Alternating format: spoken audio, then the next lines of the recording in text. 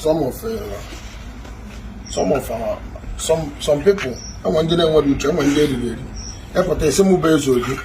Give me engineer hotel and a factory. Make employee Are you a fool? Am I your politicians that is looting billions out of the country? They loot 2 billions a JW and another man's land. The little money I make there, I use it and build small hotel so that I will employ people. I will employ up to 30 people. And I say Nangarero factory. Do you know what it costs to build a factory? Do you know how many billions it will cost you to build a factory? You want me to go and build a factory? Where did I see money to build a factory? Why can't you build a factory? Are you a fool? Are you a coward?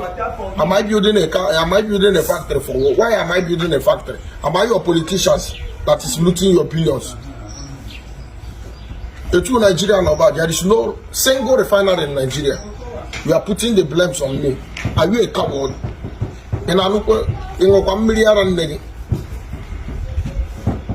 I was small, when I was growing in Aba, go to Aba, there is PZ. PZ is working there. People was employed. People were employed. Bata is working. Bata, Eban Arushu. Coca-Cola, Port Harcourt Road is working. UOO, Maroro there. Many factories, many companies, many factories. People was employed. People say, "Are you a coward? What have you done to the humanity?" Be very careful. This is my Christian brothers. You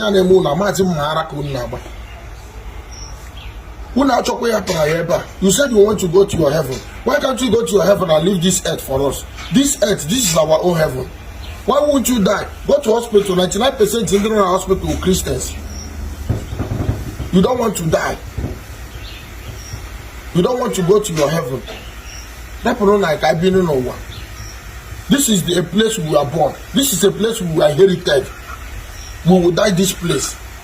Why will you come out and start disturbing people that did not disturb you? They want to be careful.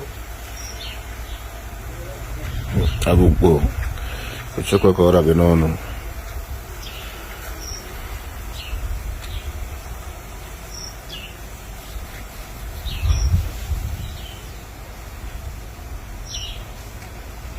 Come here.